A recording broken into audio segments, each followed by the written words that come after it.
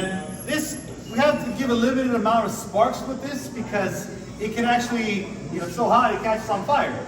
So we don't want to have that risk happen. So we're going to do a couple more here.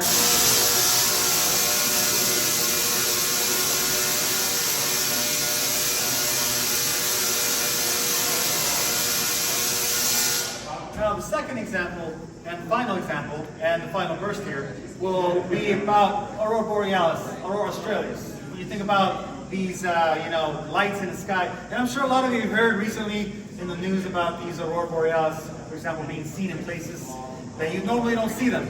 You typically see them in Alaska, Iceland, or Chile, for example, or in the Antarctic region.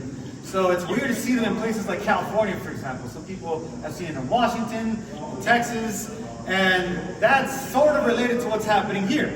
So the same way the lightning is exciting the gases in the tubes, causing them to light up, there are charged particles that are being emitted by the sun, and they travel, 93 million miles from the sun to the earth, and they can interact with molecules in the atmosphere. So that atmosphere is made up of oxygen and nitrogen for the most part. So you'll see different colors like blue and purple will be nitrogen.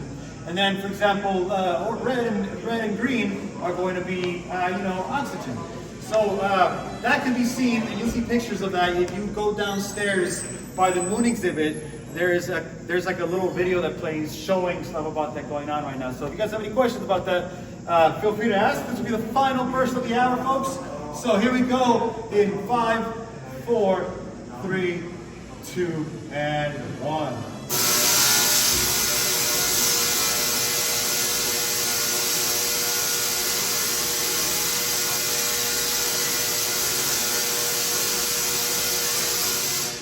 All right, folks, that's it for this night. Hope you have a great rest of your night. Thank you very much for your time. And if you have any questions, feel free to let us know. We'll be here for the next 35 minutes. No problem. My pleasure. What would happen if someone walked in here? They would get fried. It's really high temperature. You'd get burned for sure. So he was able to be in there because he had conductive clothing that kept the lightning away from his body and his vital organs. And that's why this is also here too, because lightning bolts can be very dangerous. They can, they can make phones short circuit. They can cause, like I said, pacemakers in the heart to short circuit and cause that person to have cardiac arrest. So a lot of problems can develop from that.